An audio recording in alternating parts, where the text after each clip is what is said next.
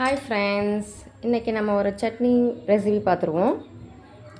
அதுக்கு தேவையான பொருட்கள் என்னென்னு பார்த்தீங்கன்னா, வெங்காயம், தக்காளி, மல்லித்தழை, கொஞ்சம் தேங்காய், கொஞ்சம் புளி, கருவேப்பிலை, வரமிளகாய், இஞ்சி. தாளிப்புக்கு 1 ஸ்பூன் உளுந்து, 1 ஸ்பூன் கடுகு எடுத்து. ஃபஸ்ட்டு என்ன பண்ணணுன்னா, உளுந்தை முதல்ல பொரிய விட்டுக்கலாம். எப்போவுமே உளுந்து போட்ட பிறகு தான் கடுகு போடணும். ஸோ கடுகு போட்டு உளுந்து போட்டோம்னா அது கருகி போயிடும். ஸோ ஃபஸ்ட்டு நம்ம உளுந்து போட்டுக்கலாம். உளுந்து ப்ரௌன் கலராக வந்தோடனே கடுகு போட்டுக்குவோம். கடுகு போட்டு நல்லா பொரிய விட்டுக்குவோம். பொரிஞ்சோடனே நம்ம எடுத்து வச்சுருக்கிற வெங்காயம், தக்காளி எல்லாத்தையும் அடுத்தடுத்து போடுவோம். ஃபஸ்ட்டு வெங்காயம் போடுவோம்.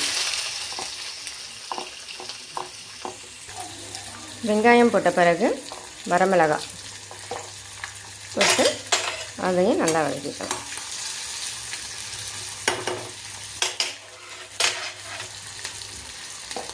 அடுத்து ஒரு துண்டு இஞ்சி, வதக்கு துவையல், தக்காளி போட்டுக்கலாம். தக்காளி போட்டு நல்லா வதக்கிக்கலாம். 1 நிமிஷம் நல்லா வதக்கணும். வெங்காயம், தக்காளி நல்லா வதங்கின பிறகு கருவேப்பிலை, கொஞ்சோண்டு கொத்தமல்லி போட்டு வதக்கலாம். ஃபைனலாக கொஞ்சோண்டு திருகி வச்சுருக்கிற தேங்காய் பூவை போட்டு லைட்டாக கொஞ்சம் ஒரு வதக்கிட்டோம்னா